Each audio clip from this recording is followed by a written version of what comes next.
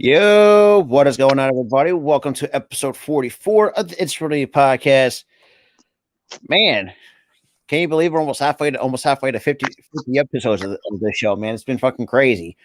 But before we get into it, if you I guys, feel like we were doing this shit longer, dude. or in terms of, yeah, but, It's kind of weird. I don't know how we haven't hit 50 yet. well, it's whatever. But before we get to it, if you guys are new, make sure you hit that like button, make sure you drop that subscribe button, and also hit that, ring that notification bell. That being said, let's just get right into it. But first, we did get some tragic news, actually, surprisingly, which was shocking to the wrestling world yesterday. The Iron Sheik, unfortunately, passed away at the age of 81. Tyra, thoughts on that really quick before we go any further? Rest in peace, man. Rest in peace. That was shocking because, I mean, I think older fans know, like, well, let's be real, probably one of the greatest foreign heels that let's be real, that the WWE has ever had. You know, I mean, and it's like, it was just shocking to say the least. But I mean, like Tyler said, man, rest in peace too. Probably, let's be real, you have to make the argument he's one of the greatest heels of all time. I don't care what anybody says. Now, yes, it was before me and Tyler were even, well, before our times as wrestling fans, but I think older generation, I mean, our boy Earl knows all about. But you know, it's kind of crazy to, well, let's just kind of imagine, you know, another legend gone in the wrestling world. It's like, damn, it's like, stop taking the legends away from us, damn it. Um, I mean, It took two this year alone, dude. still Two. fucking nuts. That's It so, took Tina Turner and now the Sheik. yeah, that's what I'm saying. It's like, what the hell? Two But 80s icons they take. The fuck? and that's the thing too. It's just like people, and you also got people can remember the Iron Sheik from his time, you know, with this rivalry with definitely with Hulk Hogan. I mean, I think that's the one person that would associate with the Iron Remember Sheik. that was the person that he took the title from initially. His first WWE title. That was the first one he took. And looking at that time, I mean, he also made history too, being the first Iranian-born Iranian American World Heavyweight Champion in that company's history. Like that is big at the time, but going on the you know, moving on from that, because we don't want to bring the show down. So so I didn't have really much written down, but I do have WrestlingNews.co. But there's an article discussing the big rumor match for Money in the Bank, which you'll see our picks and prediction show probably the following week, because I would not be available Friday. So the big match that we're kind of talking about was, you know, obviously they're kind of recapping the entire meeting with the Bloodline before Jimmy got spiked. So it might be looking like Roman Reigns and Solo taking on the Usos at Money in the Bank in a tag team match. So that is Tyler, thoughts on that really quick? See, The bloodline is dead, bro. It's dead. that's fucking crazy. It's over. That 2 year long story is pretty much done for. Only one that still has to turn on Roman is Solo, and that's it. Yeah. And if you look back, that confrontation was either Raw or SmackDown, like you could see, you know, Solo thought about it, and it's like I'm thinking to myself, like, if I'm going to have to put a prediction right now, I could probably see Roman getting fucking spiked in their tag match against against the Usos, because I mean it's just fucking crazy how good the storytelling was. Now we finally, let's get the implosion that most of us have been asking for. But yeah, the Wrestling Observer Radio, well, people know how their mixed feelings on them. Pretty much said, you know, that will be Reigns and Solo Sikoa wrestling against the Usos in the Money in the Bank. Better wrestling experience. On Twitter confirmed that the match has been discussed. Whatever happens in that tag match will carry over into SummerSlam. Now, who the hell? Now the question is who the hell said it? it was said by a few people. This Wrestling Observer Radio, and obviously, No, I'm talking about specifically within that. Was it Alvarez? Was it Meltzer? they didn't say, but somebody who, If it was either Alvarez or Meltzer, I would take a lot of their shit with a grain of salt. yeah, that's what I'm saying. Because because if I was going to have a big money match at Money in the Bank, I would say go against no. I would say Roman and Solo for SummerSlam. That's what I would have done. I would either save them for SummerSlam or save it to the pay per view after that, because That was that SummerSlam.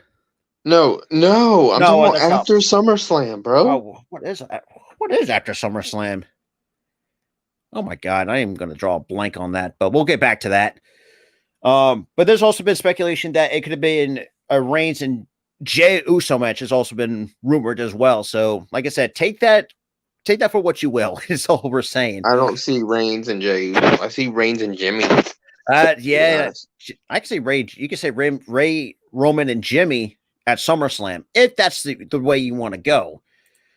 Because, hey, look, I mean, did anybody expect Jimmy to actually finally implode the Bloodline? I know I didn't. I thought it was going to be at least a guy like Solo to be the guy to. I kind of did. Because remember, this storyline had to come full circle. Solo was not there in the beginning. Who was? Roman and the Usos. So it came full circle. Which is crazy. That makes more sense than just have, Solo do it. He was there since midway through the damn storyline. He was there since Clash last year. Right. We were what, a few months? I think not even a few months. Actually, we've been almost. I think we were already a year into the story. Yeah, because they did this whole bloodline. Because they did this whole bloodline thing in 2020. Yeah, so this just kept going. Yeah, because for me, because like I said, I wouldn't expect Jimmy to do it, but I was expecting Jay to do it because he was the first one. I would say was talked to by Roman Reigns. No. Again, yeah, it makes sense, but also it doesn't because Jay was brainwashed along with Jimmy, but Jimmy finally snaps out of it. Yeah, he to save his brother. And also that's what happened in the beginning. Jimmy wasn't wanting to turn. He was wanting to save his brother. Now we're back to that. Jimmy's wanting to save his brother. Right. So it comes full circle. It's crazy too. I know Cody Rhodes actually said something, or was it KO or Sami Zayn mentioned something about that? I think it might have been Sammy who said something about that. And I think that's both. It was both. It was both Sammy and KO and Cody Rhodes. Cody Rhodes was warning Roman, one of these days, these guys are going to turn on you and you're going to have nobody. That's what Cody said. Sammy said, these guys are... No, here's what happened. Cody was warning Roman that the Usos and Solo may turn on him down the line because Sammy knows something you don't. Sammy knows that you brainwashed the Usos and Solo to do your dirty work. It's crazy. That's foreshadowing. And then Sammy initiated the turn at the last pay-per-view. It's genius booking. Oh, absolutely. Genius story right here. Genius storytelling. And then the turn finally happens at the last pay-per-view. And we're now going into Money in the Bank with this.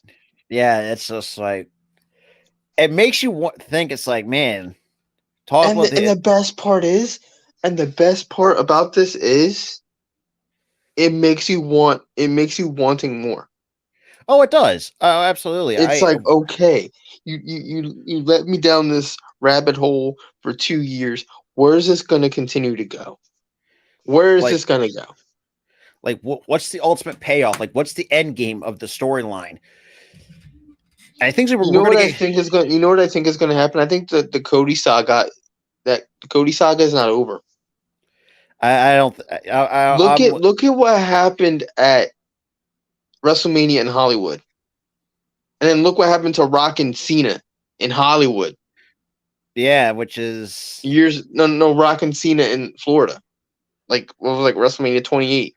Yeah. Look at the camera shots. Look at how the loser just sits there wondering what happened. Both times. Look at the winners. That's Rock, he's Samoan. Roman, he's Samoan. I mean, we all knew the way Cody and Cena were just sitting there, like dumbfounded and contemplating what the hell just happened. Why did I lose a big match like this? Especially that's a mirror in the camera shots too. Mirror image. And you can which so is here's what I think is going to happen. The Bloodline's going to implode next year at WrestleMania. Cody wins the belt. I can see that. I can see that. I can see it. I can see it, but then again, you have to take into consideration that the first time around, like let's be real, despite Cody losing, that was a phenomenal match. Like you got to give it where phenomenal match. Oh my god, that was 5-star. It's just like you can't replicate you can't write that any better. And but the thing of the finish, I'm not mad at it anymore. Thinking of that. Because I mean, they wanted to have Roman to reach 1,000 days before, and they also wanted the slow burning story, and they wanted it to hit hard. When Roman loses the group, eventually he's going to lose the titles, meaning he's going to lose everything. And that shit's fucking crazy. And that ending would be bliss for baby faces, bro. That would too, and then have the heel lose it all. Yeah, and that'd be money, dude. And the fact that Cody foreshadowed it, then Cody, and then it's Cody, because everybody was so mad that Cody lost. Cody Rhodes comes back for a rematch. He wins the damn belts after the implosion of the Bloodline, bro. Trust me, you can't write that better. Exactly, but then you can't write that better, but also comes down to execution. But if you can execute it perfectly, you can execute that well. That's going to shock the wrestling world. Let's be 100%. The wrestling world would catch freaking fire because of that. Like social media will be up, will be buzzing. Imagine Twitter after this happens. Oh my god, that's going to be crazy, dude! It really is, because it's like, as much as I hate Roman with the belts, but I got to give this man a tremendous amount of props. Because let's be real, if you look at the amount of times the dude was known as the big dog, the baby face, I really wanted to fucking vomit. We could agree 100%. 2 words: suffering, succotash. Succotash. Sorry. You really wrote him as freaking Sylvester the goddamn cat with this shit. And the fact that he gets burned by John Cena, that one promo segment, it's like, oh shit. And then you have him in 2018 on Raw get absolutely freaking slaughtered by John Cena. Saying no, he didn't just slaughter him for his in-ring work and his character work. He sat there saying this man was shooting blanks, if you know what I mean. This is a promo, kid. You gotta learn how to do it. I was like, oh. This is a promo, kid. I'm like, oh, shit. Cena's murdering this dude. And it's kind of funny how it comes to full circle. Now, Cena did the exact same thing on Austin Theory going into WrestleMania. But I think he did it worse to freaking Roman Reigns. Yeah, I think Roman had the worst. Because for me, and really he absolutely slaughtered him. Austin Theory, all he did was like, you're not over. The crowd doesn't like you. I don't even want to fight you, but I got to do it anyway to prove a point. Yeah. And it's crazy, too, really looking at Roman Reigns now. Like, to be honest, I would expected him to actually see a heel turn at the WrestleMania when he defeated The Undertaker. That's when he should have pulled the trigger right then and there. And unfortunately, honestly, no. I think they should have turned him heel before Mania. Yeah, you know what? That's a good point. Because Here's how I would have done it. I would have had him turn heel for Mania. 2020 never happens. Where we have the the Thunderdome era. not the Thunderdome, but not the Thunderdome, the Boneyard match against AJ. Yeah. That wouldn't be a retirement match. This one Would have been it. For Mania 33 in 2017, that would have been the retirement match. Oh, absolutely. And Roman would attack Undertaker, turn heel, And then he would say, "I'm about to end your career." He ends his career. He celebrates in the heelish fashion. Heel turn complete. I know it sounds cookie cutter, but that's how I would have done it. I mean, I know that sounds, some people would see it, but I mean, you know, it's just looking at it now. It's like, yeah, you should have pulled the trigger when you had the chance. And plus, Undertaker was like really washed up by 2017. I know, really washed up. I know it's that man couldn't even work a quality match in that match. I mean, you could not just this dude was visibly slower than he was. I mean, we always said that his age was going to catch up to him sooner rather than later. Bro couldn't even hit a big boot. That's how bad it was. Yeah, I think, and that's why do you think we saw the Undertaker say, "Yeah, you know, it was time to literally hang up the boots." But here's the thing, he was stubborn as hell from 2017 to 2020. Yeah, it took him a good 3 years to admit it's time for me to go because I can't do this anymore. Yeah, now because my body can't, and it's gonna suck now that we've. I mean, even John Cena said it himself in that interview with John Cena. Says, "Yeah, my body can't handle it anymore." It's like, God damn it! Now our child is dying. Goes, my body can't handle a full-time schedule, motherfucker. Shit, how much? How much? I'm like, God damn it! But then again, though, look, I know it sucks, but yeah, I mean, and I knew the writing was on the wall with Cena because he's not there often anymore, and plus he's doing a lot more movies and a lot less wrestling. So I'm thinking, oh no, he's basically done. Shit, I knew it. I was like, damn it! And then he said it, and I'm like, yep, he confirmed it.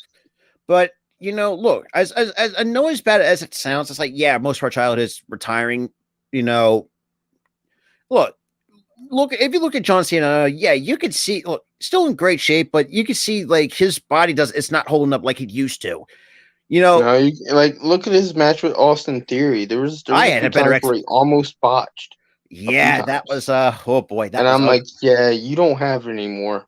I know it's probably because you have rust and you haven't wrestled in like a month or so. But here's the thing: you haven't wrestled in a month. Then again, you haven't wrestled in 2 weeks because 2 weeks before that he was on SmackDown. Yeah, wrestling that is true. In a tag match. I think it was before New Year's. I think it was. Oh yeah, it was before New Year's. It was like a Christmas episode of SmackDown where he was wrestling. So it was a few months before that he was wrestling. Yeah, and he didn't even look great then either. No, it's in that little short span of time where all he did was hit his finisher, boom, boom, boom, it's over. Well, he didn't look that great. No, it's sad to say. I mean, he's in his mid-40s, so I mean, he's old. He's in his mid-40s. I mean, his body's breaking down, and it's time for him to hang. Even though his body, I think now with this one appearance per month or one appearance per big feud or whatever,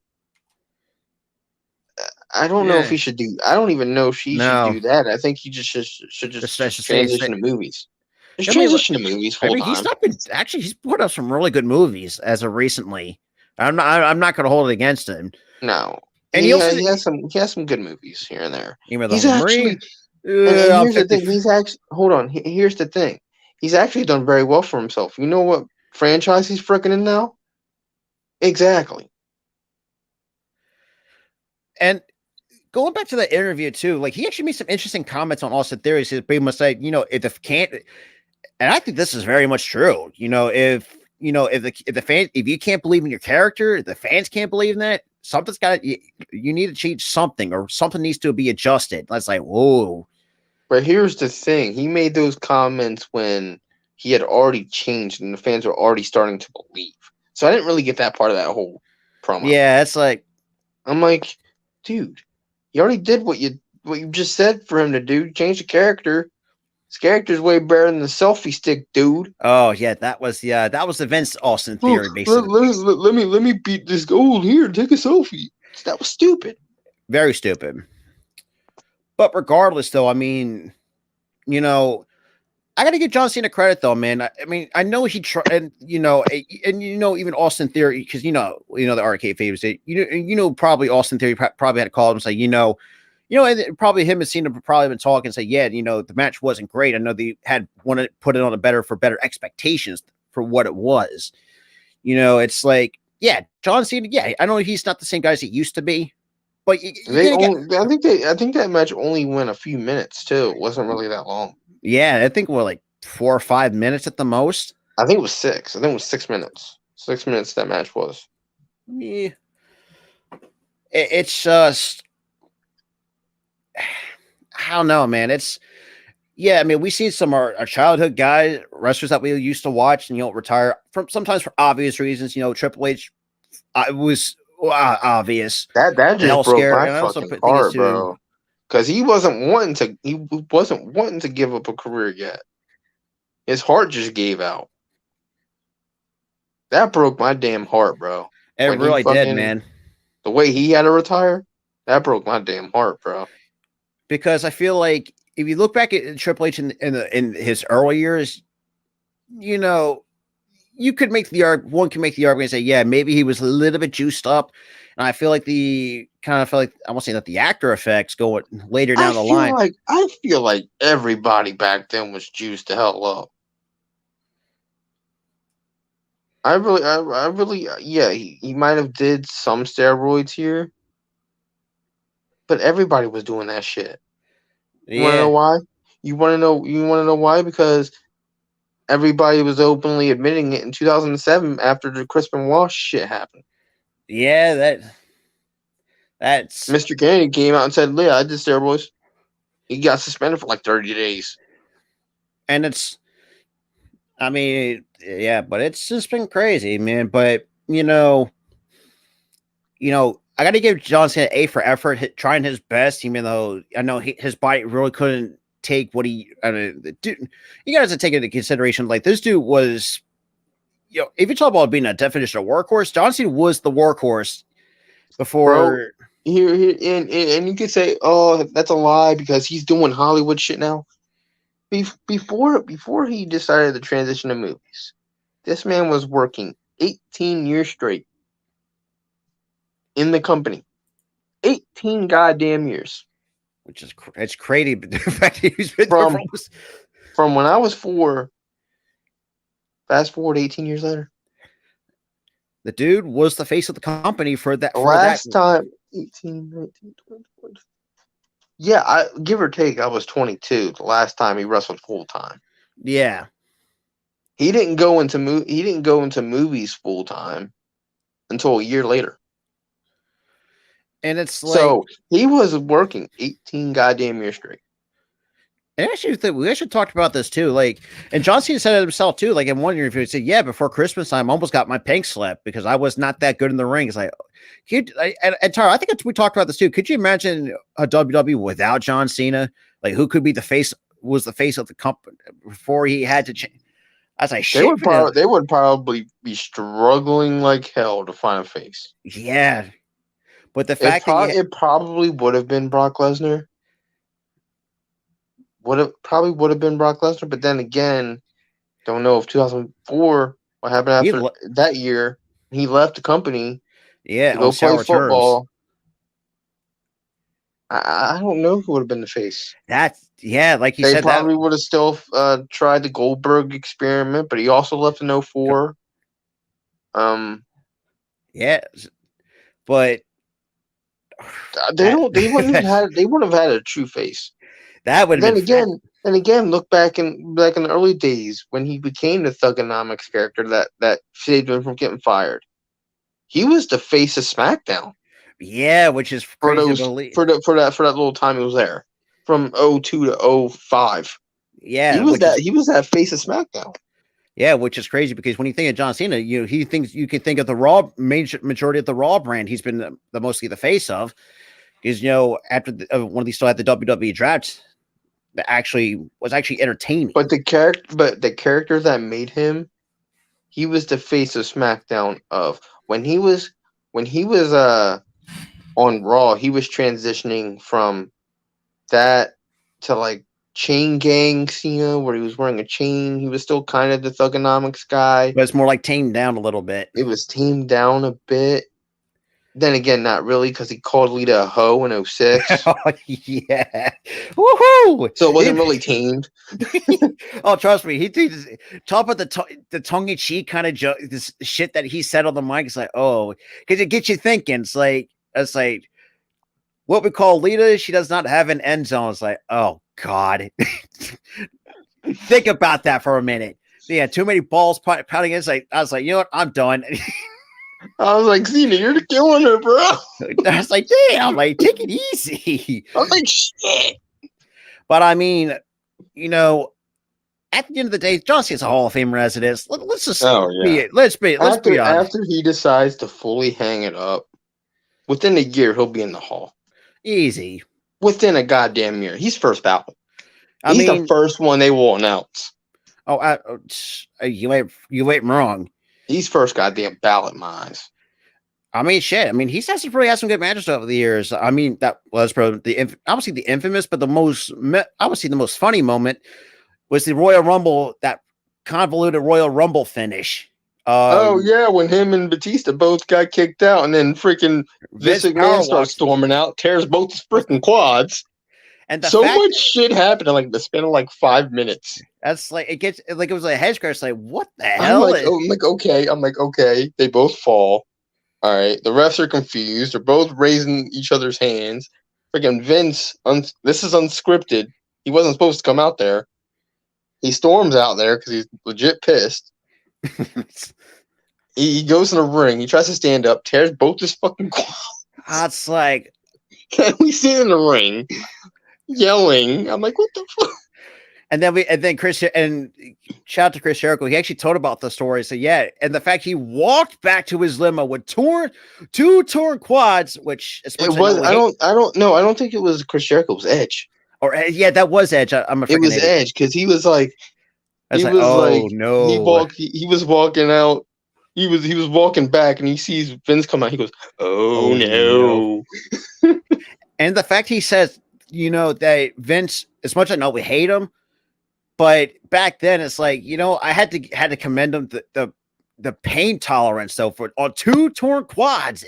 How do you walk back from that? The question is, how badass do you have to be? What's good, Raffy? What's up, Raph? How badass do you have to be? He ain't badass now, but back then, how badass do you have to be to go, no, I don't need help. I'm walking on my own.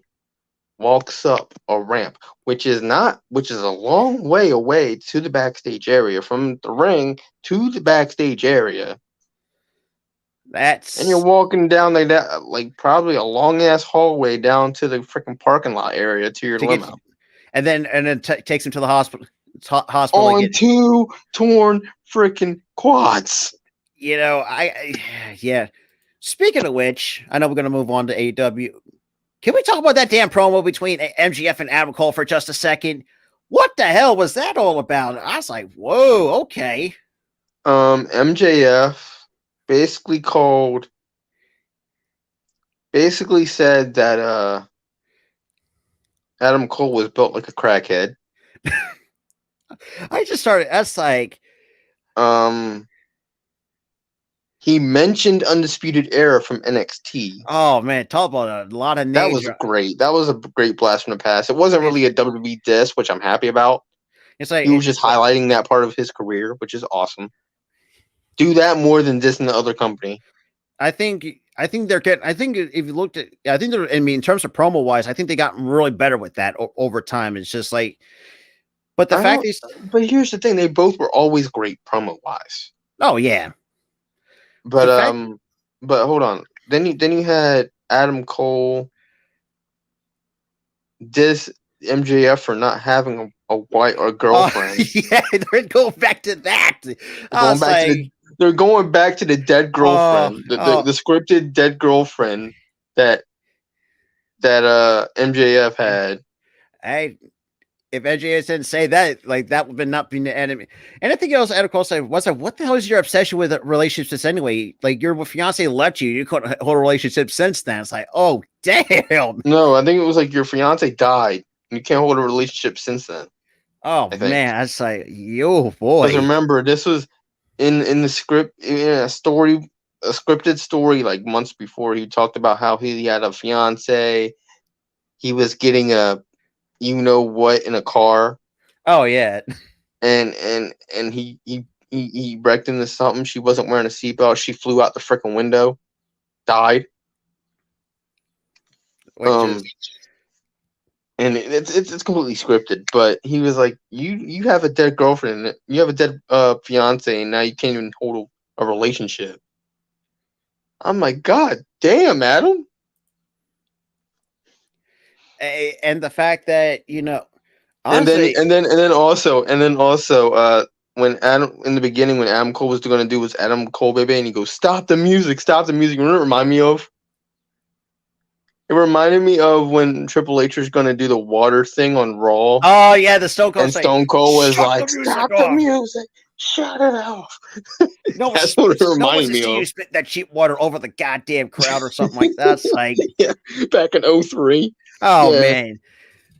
But it's like, in the fact, this is the one part of the promo that I really, from Adam Cole, say, you know, I have more better championship reigns than you will ever have. Like literally said that straight to his face. I was like, oh damn. Remember, he had won everywhere he went. He was NXT champion, NXT world champion. He was A multi-time Ring of Honor world champion. multi-time Ring of Honor world champion. He was winning on the Indies. He won in New Japan. Yeah, He was winning everywhere, man. He was winning everywhere. Which is, I say, damn. Now I would not like if you're going to have a program with him and NJF, I would have no issues with that whatsoever ever. Because that's the thing too. Would you put it off Forbidden Door, or would you hold it off for the pay-per-view after? Obviously, hold it up after Forbidden Door, and then and you're gonna have a long ass bill for this shit. I mean, who's the next? I mean, you had the 4 Pillars match. I mean, who's the next guy up to try to take that? I'm Cole. Because I mean, that's how what I would do it. But if you would, well, we'll have to wait and see how they want to do it. You know, because I mean, you gotta. From what I've been hearing, I mean, Forbidden Door it's going to look fantastic. Going into this pay-per-view. Bro, there's already 2 matches that were announced. And both are bangers. I mean, only 2 matches were announced the last 2 weeks, and both are bangers. Yeah, it's like who would have thought Bryan Danielson and Kazuchika Okada were going at it? Who will have that on? So freaking hyped for that match. And the fact that I would never had that on my bingo card, but shit. Freaking Danielson and Okada. I feel like everybody had it on their bingo cards. Everybody had it. And then because everybody wanted Danielson versus Okada for the longest damn time, and they're getting it. You know, that is true. The fact I'm trying to think, and who else? I think Kenny Omega's also part of a match too, and trying to. Oh, that's right, Will Ospreay. Kenny Omega and Ospreay, because Ospreay wants revenge for Dominion when Kenny Omega bloodied him in their first title match. Gave him a bloody ass nose. Oh man, fucked him up, bro. He fucked him up, bro. And then he won the match, and now Will Ospreay wants a rematch, and I feel like in this match BCC is going to get involved. The Bullet Club Gold. No, are they Blackpool Combat Club? I'm sorry, because I mean, there's been also Bullet Club Gold is going after Ricky Starks. He ain't nowhere close to getting Kenny Omega. Yeah. And no one else calls Bullet Club Gold BCC. but I also then again, isn't Will Ospreay? I think Ospreay's contract with New Japan is either expired or soon to be expired. No, I think he's got 4 years left on the deal, but he also did say he may resign to New Japan because he does not want to work in the States. Then again, I can't blame him because I mean, Because he gives a valid reason too, because New Japan allows him to stay out west and to stay at home. He gets to go back to England. yeah, it's not that far of a flight back With AEW, he would be forced to move to the States and buy a house in the States and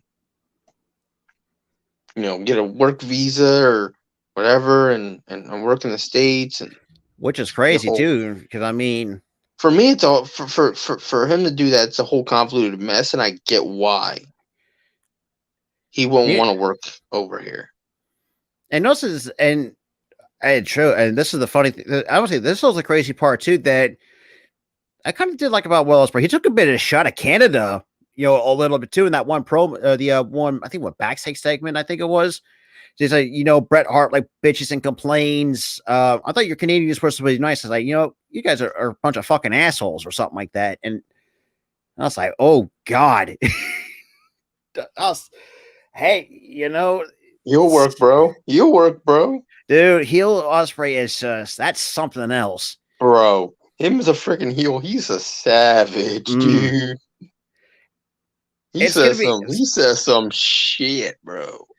See, I mean, yeah, I mean, if he was also part of United Empire, if I'm not, or started, no, he's the leader. He's the leader of United Empire.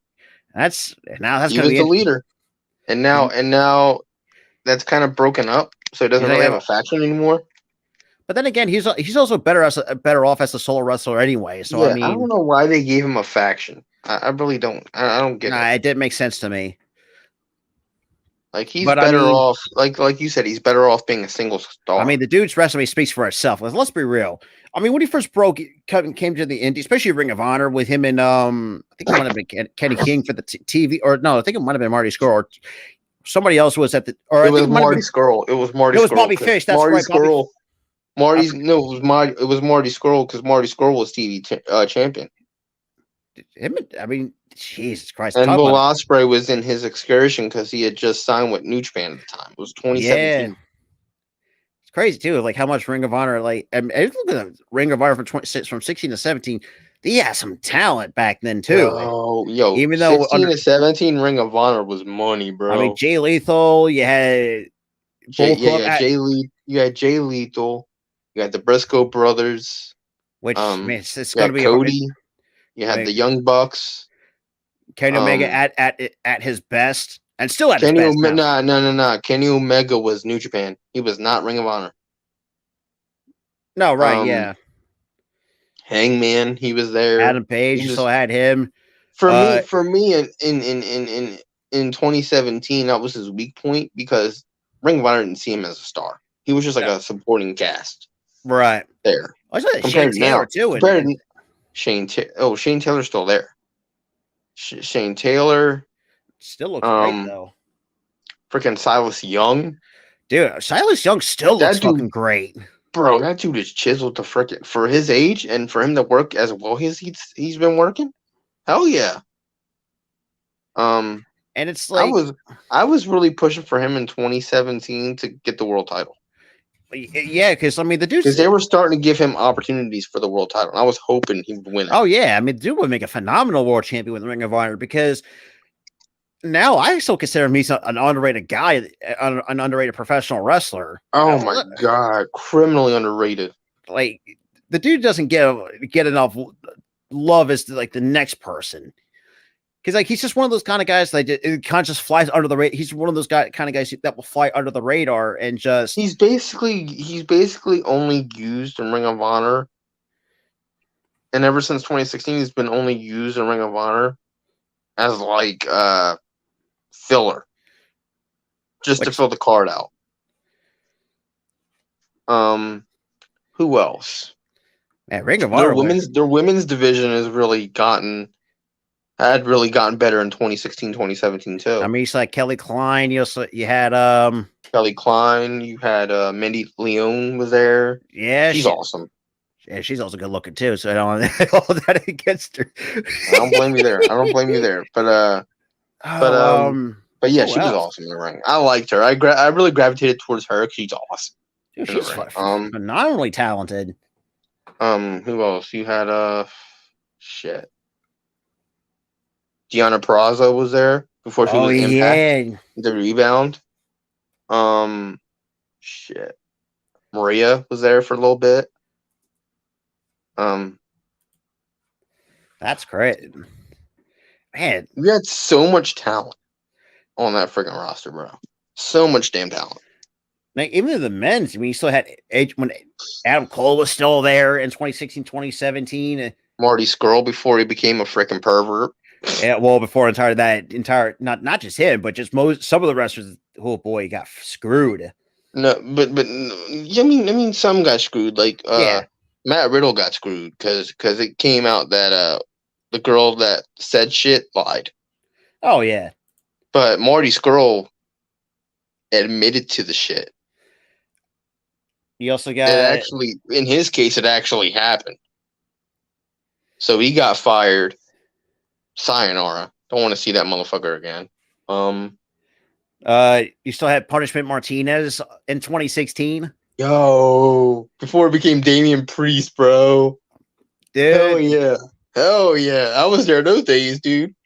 Hey, I was there with the punishment days, bro. Christopher Daniels.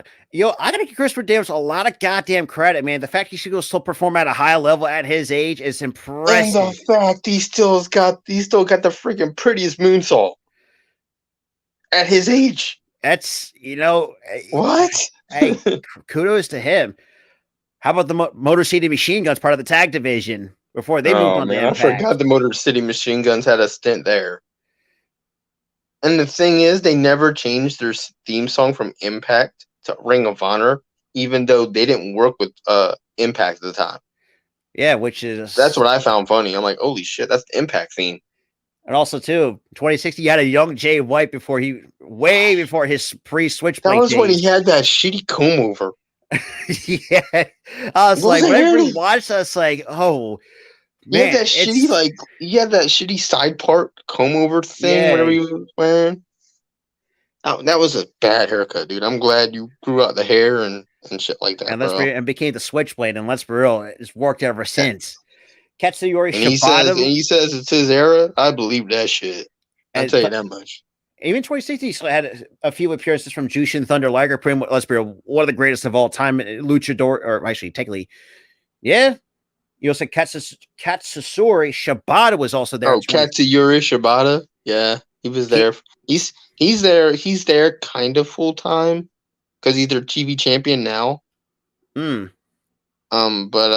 yeah, he was there then. You had guys like Matt Sydal or a lot of old WWE fans. There. He was there for like a short time. He wasn't there that long. The original Kingdom that had Matt Taven, TK O'Reilly, and I miss OG Kingdom, bro. Now you got one of the members in like this weird faction now. Like, I don't know. Oh God, I forgot. Scarlett Bordeaux actually had a bit of an appearance in 2016. That's like she had like a one-off appearance. It wasn't really that long either. Yeah. Tomohiro Ishii also had an appearance in 2016. Yeah. Vinny Marseglia, that's who it was. Who? Vinny Marseglia or Vincent. Oh, Vinny Marseglia. Dude, that was just a fucking nut. Dude, he's still a fucking nut. Have you not seen him? He's nuttier than he was in 2016. You also, you also had, who was it? Leon St. Giovanni. There was one tag team in 2016 I can't think of right now that had Leon St. Giovanni, and there was somebody else I can't think of. Can't think of the damn tag team name. LSG and it was LSG and Rhett Titus. I think it might have been. Yeah, it was LSG and Rhett Titus. I forgot their name, but I remember the team. Oh yeah, that's what I'm thinking. It's like, what the hell is their tag name? Titus, bro. I remember that. Man, I forgot I think they were the Dogs. I think it might have been. Shit. I think they were the Dogs. And you had the Viking Raiders, but I don't know exactly what they were going by at the time. God damn it! Now I gotta rewatch. Now I gotta have to rewatch ROH from 2016. Oh shit! I've known them as the Viking Raiders for so fucking long. I forgot their original name. Donovan Dijak too was also part of. Oh yeah, Dijak. Oh, before they said, let's make his name Russian. The fuck? Dijakovic. Exactly. Now look at for the women's division. Candice LeRae also had a bit of a stint in. Candice LeRae, yep. Jenny Rose. I think she's still freaking underrated as hell in my Jenny Rose. She was underrated. She was really not getting enough love. She was an underrated one for sure. Jessica Havoc. Oh my god, she was a powerhouse. Holy shit. She's still a powerhouse. Kelly Klein before. What's her face? What's her fucking face, bro? Another powerhouse. I remember. Oh, son of a bitch! I know exactly what you're talking about. Is it like do you see the face? You see the face. Hang on. And not know the name. Because for some reason the only one I can think of is Rosemary, but that's kind of been thrown out the window.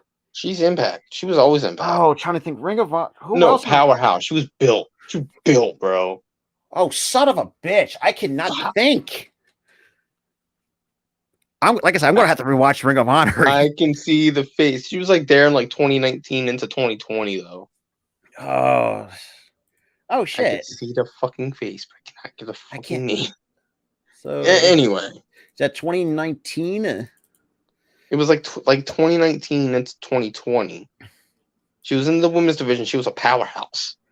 Let me, because right now, nope, not 2023. There, because I know who you're talking about, and it's pissing me off right now. It's pissing me off too, because I can see the name, but I can't. It's the face. I can see the face. I just can't get the name, bro. Oh man, who is it? So let me see. No, not. Damn it. Oh, powerhouse. She was built. She was buff as hell. She was throwing women around the ring and shit. Trying to. That's a good question. What the hell was her race? Oh my god! White. She was white, Caucasian. White, yep. As a powerhouse. Who the fuck is it? I'm looking this shit up. Hold on. Hey, this is ridiculous. This is from 2019 to 2020. Who the fuck was it? It's the face. Oh my god. Oh boy. Oh god, this is gonna drive me nuts. I literally can't. Oh my god. White. That is a powerhouse. Who the fuck is it? I am drawing a blank right now.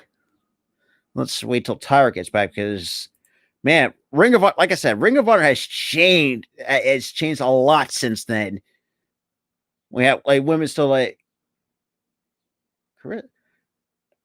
Tasha. I don't remember Tasha Steelz being there. Mandy Leon, Kelly Klein. Remember the Beautifully People was in Ring of Honor. I know that. It's the powerhouse though. She is white. That's a powerhouse. What the fuck's? Oh my god, this is gonna drive me nuts. I literally cannot think of her name right now. Speaking of which, I found it. Who is it? Maria Manic. I would never fucking guessed her. I'm sorry. Bro, dude, she was a freaking powerhouse, bro. I would never have guessed her. Dude, she was a beast, dude. Oh, Maria Manic. She was a beast.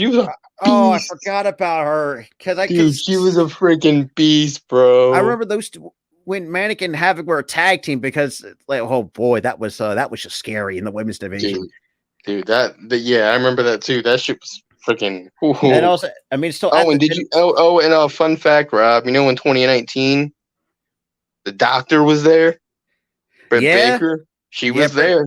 She was also there. had so that made a whopping two. Actually, she was Ooh. She was a few years shy from her and Adam Cole working together twice. Yeah, Few which is years crazy. shy. Because at that And time, also too, because if you that think about it, hold on. Because at that time, Adam Cole was already in NXT. yeah, and the WWE was actually trying to go in after Britt Baker to bring her to NXT. They gave her a few matches, and then they just didn't sign her. And also too, that's another person that you may not have guessed who was part of Ring of Honor, Elektra Lopez, or she was at the time was going by Carissa Rivera at the time in 2019. I kind of remember that she was kind of like, meh. She was okay. She was there. She just wasn't like And the 2019, huge. She was there. because in 2019, you also, in terms of the women's division, you had you still had the beautiful people. That's Madison. You had Angela Liv and Velvet Sky. I mean, But they were actually in a knockoff version of that. oh, that was the Allure or some shit. Something stupid. It was the Allure. It was like her, Angelina. It was Angelina Love, Mandy Leone, and the other one, Velvet Sky. Velvet Sky. Yeah, can't think of the damn. Those three. It was like a knockoff of Beautiful People. It was a knockoff. Tasha Steelz had a bit of a stint in ROH as well. Who? Tasha Steelz. Or she did. She had like a little random stint. Also another New Jersey native too at the same time. Yep. A little fun fact. But she's right now, she goes, or her nicknames, I'm looking at the SmackDownHotel.com, the Barbecue, a Badass, the Brightest Start in the Sky. That's where I was looking. The Garden State Goddess and the Pettiest One. And right now she currently she's with Impact at the moment. Yeah, she had came back as a babyface. She was a heel initially, but then she came back to make a save. She is currently a face. Yeah, she's a babyface right now. Yeah. She's been a heel for about almost 11 days from March 20. Or actually, I'm sorry. She's been a heel from March 12th of 2016 to March 23rd of 2024 or 23, but she turned face on the 24th of March of this year. This is the first time she's turned face in her career. But she's also been heel since 2016. What the fuck? Right. She had a. Were these companies scared to turn her face? What the hell? I don't know. I mean, she worked in Ring of Honor from March 31st to August 9th of 2019. A quick stop in the NWA. Worked on the indie scene for oh yeah, I remember when she did Power for like a few months and then she left. Yeah, Maria Manic. I'm gonna smack myself for not remembering that. What, that Maria Manic was in Ring of Honor? I see. That was the one woman I would have guessed, which is fucking ridiculous. Dude, she was a freaking powerhouse, bro. That was. I would never. She was making strides too, but then COVID happened and she got fired. Everybody got fired, and that was kind of like the downside of Yeah, that was like when I thought, oh shit, Ring of Honor's dead. God, Maria Manic. It's the tattoos that's the tattoos that I tend to forget she had. Yeah, she had like a whole sleeve on her arm and shit. It has the word "man eater" tattooed across her stomach. Yep. She's man. She does not look like she's 26 at all. That is crazy. She's been right now. I mean, she's been a wrestler since 2015, which is. Yeah, she's been there for quite some time. Where's she at now? It says from Ring of Honor from June 28th of 2019 to March 31st, 2022. I think she might just be a free agent. She's still not signed? What the fuck? Hey, somebody's better sign her because she's probably like in like bingo halls and shit now, trying to get a job. I mean, her finishers consist of the Alabama Slam and a chokehold. Yeah. When she puts you in that goddamn chokehold, there's no fucking getting out of that shit. And she's also part of a tag team called the Academy, and that's also another with the AEW star, part of the women's division, Penelope Ford. She actually had a tag team with her for a little bit. Penelope Ford, was that in Ring of Honor? That's what I'm looking at in terms of the tag teams and stables. The Academy, Bro, I forgot Penelope Ford was at Ring of Honor too. That's right. That's right. Yeah. All right. Yeah, I heard a lot of good things about Camille. Oh, Camille. Oh, Camille. She needs to be. She needs to be signed WB or something. Maria AEW. Manic. I'm gonna slap myself silly for not remembering that. Like that should tell you how long ROH has changed a lot since then. Bro, all that. Every one of those people in that roster is not even in the company anymore. Because Every single one of them, except for Mark Briscoe, Matt Taven, and Vinny Marcellia. That's it. The rest of them are new people. I forget. Oh, that's right. I forgot. AJ Styles had a bit of a stop in there in Ring of Honor as well. Yeah, that was when he was with that stint with New Japan. That was his excursion. You also had Dalton Castle, who I still think is still very entertaining. Dalton Castle's still in Ring of Honor. Jonathan Gresham's with Impact, but very entertaining was hell in that TV title division or whatever division it was at the time. He had the best submission finisher too. Oh, that goddamn octopus, bro. Oh boy, you ain't moving. You were standing there and you were going to tap. Like there's no way you're getting out of that shit. Looking, I mean, if you talk about the tag team that should have stayed a little bit longer, Shane Taylor and Keith Lee, I actually did not. That was an interesting tag team when I first saw them in Ring of Honor. And I was like, this is kind of different. It was just like a one-off after, I think, Keith Lee had a face turn, I think, a few weeks after. Or he had a face turn, then he left, went to Evolve, and then and ever since WWE picked him up and then completely fucking ruined him. Yeah, I remember not just in Impact, but also going back to the Scottish indie scene. Yeah. If it wasn't for Impact, Drew would have won the WWE title in return. Oh yeah, especially at the worst possible fucking time. If you COVID, like why would you, dude? That sucked, man. And then ever since then, he could not. COVID. Jesus. I feel like anybody who won the damn title during COVID would have been ruined. That would have been a ruined title run. That's tough. That is tough, bro. Anyway, any more news on the docket? Another one, actually. This is in regards to LA Knight, who did officially qualify for the Money in the Bank. Yeah. Sorry, I do it. According to CageSideSeats.com, this shout out to K&A Knight actually wrote this. LA Knight brags about getting over in WWE without being shoved down your throat. Yeah.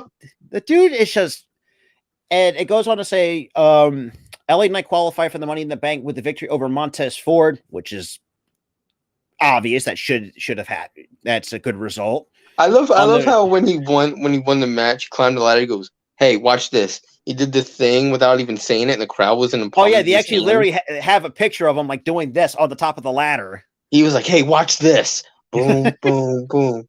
Yeah, I'm like, damn, you got the crowd in the palm of your hand, dude. You can't tell me otherwise. But goes on to say he did an interview on the WWE's The Bump. LA Knight asked how it feels to be one of the competitors in the ladder match. Let him talk to you. He also to say, "quote There's a bit of relief. There's a little bit of I told you so.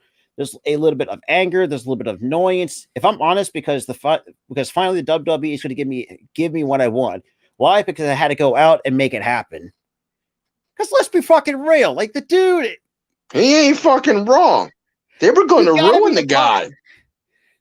And speaking of that too, he also goes on to say, the white LA Knight has clearly been over auditions going all the way back to last year's bizarre feud with Bray Wyatt. Let's move on from that. Yeah, with the whole glow stick lighting shit.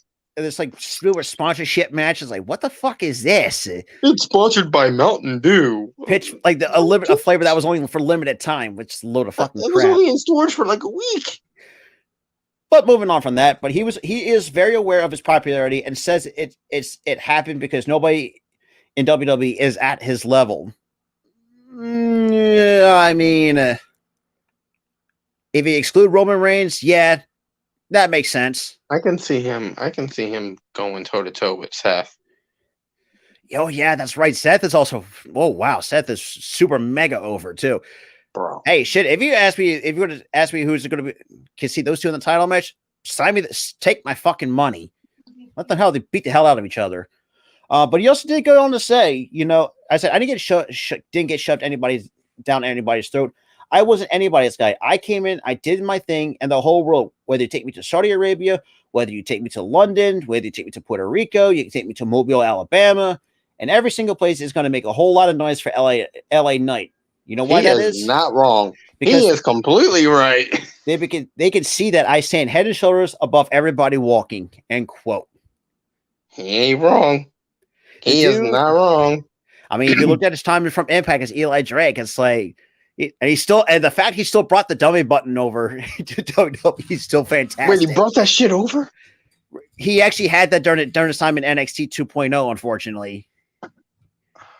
It's like, dummy. And we were talking about that on the one show. I forgot he had the dummy button in NXT. Shit. But he also, and this is also interesting too that I actually read. Said Knight also went to boast of the fact that he will win the Money in the Bank contract. Then he not name dropped Gunther, Seth Rollins, Austin Theory, and Roman Reigns as possible victims of his future cash in. Right. I had hope. The Give me Seth versus LA Knight. Give me that right now. Oh, absolutely. Because I mean, you got two guys who are over as they are, especially Seth. I mean, let's be real. Seth is just like he just like, and it's funny too. If you take out both LA Knight and Seth Rollins, the last time we ever had a guy that has the crown of the palm of his, if you go back to The Rock in like the late 90s or almost the early 2000s, during the Attitude Era. Honestly, I would say Cena probably. Cena and The Rock and Cena a little bit too. I can also see who else? That's a really short list. But really that for a guy to get super mega over without getting shoved down your throat, without getting shoved down anybody's throat. I would not even say The Rock. Yeah. That honor goes to Stone Cold Steve Austin. Oh, Stone Cold easy. That dude, as soon as that glass breaks, that crowd erupts. The dude every damn time. Because it's like we have not like I said, we have not seen that since the days of Stone Cold Steve Austin, and the fact we have two guys actually are literally mega over. I would say Seth is more over than LA. Yeah, but still, the crowd is chanting for LA. They do love LA. He's a star. Yeah, but Seth. Oof, that's you hear him sing that damn song, and like it's so goddamn catchy from the goddamn rafters. And let's be real, that new big gold belt he has, I mean, it looks fucking fantastic. Bro, I hated on that. I shit on that belt in the beginning, but now did. I'm like, holy shit, that's nice, bro. But then again, oh boy. Man, you told me like who has the worst title design now? Let's be real, it's the undisputed belt for Christ's sake. Roman's got a toy belt. Like literally, you couldn't not bring back the OG? No. He doesn't have a toy belt. He's got a vomit belt. Oh God, but the gold backplate doesn't do it for me. I'm sorry. Dude, that shit looks like vomit. It's just like why are you gonna do gold and gold? It doesn't make sense. What? You have gold on Raw, you have gold on SmackDown. Can you just have different shit? Or in this case, had the balls to actually unretire the OG undisputed belt from like the mid 2000s. Oh, let's bro, that's a nice simple design. I think Roman will. But here's the thing: they're not going to want unretire a classic belt. They're going to want a new one, and the problem is they don't have the creative gall to make a new one that looks decent. And the fact that I mean, they somewhat had enough creative gall to make the damn world heavyweight title look kind of decent. Yeah, at least they still kept it to the where like people can understand. Yeah, it's still the big gold belt, but it's more of the modern twist.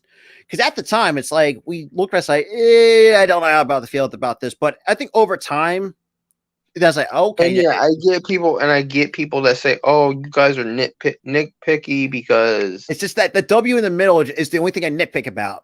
That's about it. But here's the thing. Oh, why are you guys fighting over, or why are you guys arguing over a goddamn belt design? It's because it makes the damn title. It makes TV. It makes the champion look good. And plus, too, if you want to make replicas of it, you can make money off like the certain replicas. No one wants a freaking title that has a big ass W on it. And honestly, if I had to be completely honest, I blame The Rock for changing the damn thing, anyways. Let's It's be not real. The Rock. It's not The Rock. It's not The Rock. Don't blame The Rock for the shit. He wasn't the one that designed the belt. WWE did that shit. That's just like, why? He was just written to reveal the belt. And it's just like, I think and that's the thing too. Now the one thing I wouldn't pick on, I kind of don't like the side plates a little. I mean, look, the side plate things, I still miss like the old nameplate on the front of the belt. Like, that's how I would like to see a little bit, at least bring back an nice little old touch, just the old front nameplate instead of these like your logo side plates. I honestly don't mind the logo side plates at all. Like, to be honest with you, it's gonna be the nameplates you can barely see the name. Yeah, and plus, that is true. The person who wears the belt, you obviously know who the champion is. Oh God, could you imagine? So there really isn't like a necessity for a nameplate. I mean, I know this may. I really hope WWE does not drop the ball with this. Could you imagine LA Knight wearing that that modern version of the big gold belt? Oh boy, that's gonna be look super. You know what, Damon? You are right. Cena. I mean, but then again, you can't blame Cena because WWE made the title. The one thing they wrote him to create the belt. So I don't get the whole blame the wrestler who revealed honestly, the belt. I think the one mistake that they did was redesigning the United States title. It's like, what the fuck is that? And everybody hated. Oh, thank God for JBL. Everybody shit on that so hard. They written for good reason. They written. I think it was JBL or somebody. I think it was JBL when he said his freaking stable. Throw that shit in the freaking trash can and burn that bitch. I was like, thank God. I'm like, thank you, dude. My and God, that belt sucked. And it's also crazy too. Looking at the of JBL's career though, from went from Bradshaw. He's already in the hall. He's already in the hall. Oh yeah, absolutely. But if you think about it too, like because if you look at it, was I think whether 02 or 03 something like that, the crowd was not getting to like his still the Bradshaw from the Attitude Era. Like that's something that I think you realized was a character. Yeah, the crowd was really starting to die off from the APA characters. That team, they were like, they're there now. It's time for a change. But here's the thing though. They were. I don't think they were planning a change until Ron Simmons announced his retirement, which caused the whole heel turn riff friendship thing. Yeah. But if you look back at it, I mean, that change at the JBL, I thought that was really well done. Let's be real. I mean, the top about having been a heat magnet, JBL was it at the time. Oh my God, bro! But you know what he really was looking at, and I laugh about it now. He was literally what politicians are. Yeah, and that's what cracks me up. Oh, looking back at almost 20 something years later, it's like, oh shit. I laugh about it now because I legit hate people like the politicians like him, his character, and back in the day, I hated him, like I loathed him when I thought wrestling was real. So Alpha Kasi asked us, so what do we think about the Impact belts? Really like their golden red colors. Actually, I do not. Those are nice. Sick. Dude, it's weird me saying this because their belts are inanimate objects. But those belts are sexy as hell. They are. I mean, the red and gold color scheme. Yo, I loved it. Dude, I love the Impact belts.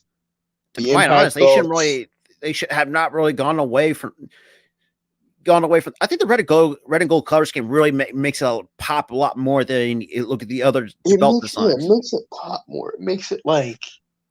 I mean, it hits more, bro. I mean, look at and I think the one title I think that's still underrated to this day for me, it's the X Division. I think the X Division title is still fucking underrated. I don't. No one gives it much love as as like the tag belt. They kind of desecrated over it though. Yeah, it's sad. They had Trey Miguel turn heel by spray painting it.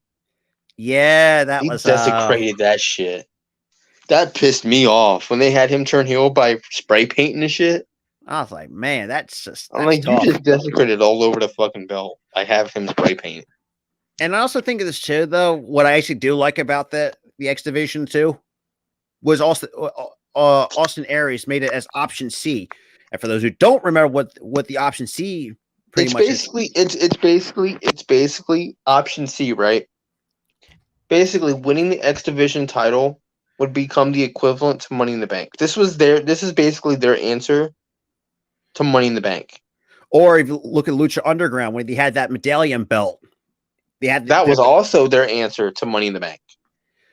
So you had companies, not say, you'll kind of have their own iteration of it, and quite frankly, I thought it was actually a nice idea, not say try to rip it off, but put your own spin on it.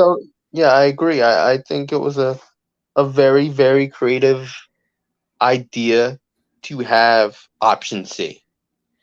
And as much as I hate Austin Aries for being a legit dickhead, that was great. You got to give him credit for that.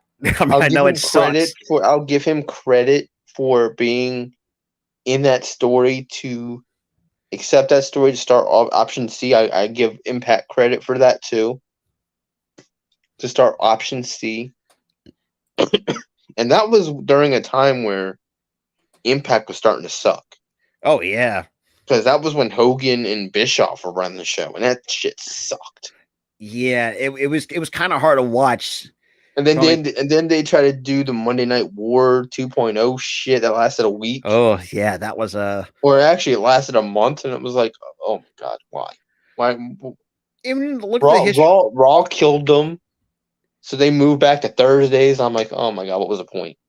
Yeah, and that was a big mistake to do, anyways, to compete with them, and that was oh boy, that. And like Tyra said, that was an ugly. But now it was ugly because Impact sucked. If they were good, they would probably compete for a little bit. Vince would probably got pissed off, bought out TNA, and ruin them. I mean, we saw that once before. Trust me, I should know. Both sides of this whole thing. You get the shit on the stick both times. Yeah. But one was shittier than the other. The shittier side was you were good, but then Vince bought you. And you're fucked. Yeah. You got a job. And I remember and then the less shitty side, your show kind of sucks. Raw is beating you, but then you move to Thursdays. Okay, fine, whatever. And then guess what? They stayed on Thursdays ever since. And the way that, and it's crazy too, though. And, I mean, look, don't get me wrong. Impact had some really interesting memories over the years. I mean, think about it. You had the Main Event Mafia. I thought that storyline I think it's still underrated as hell.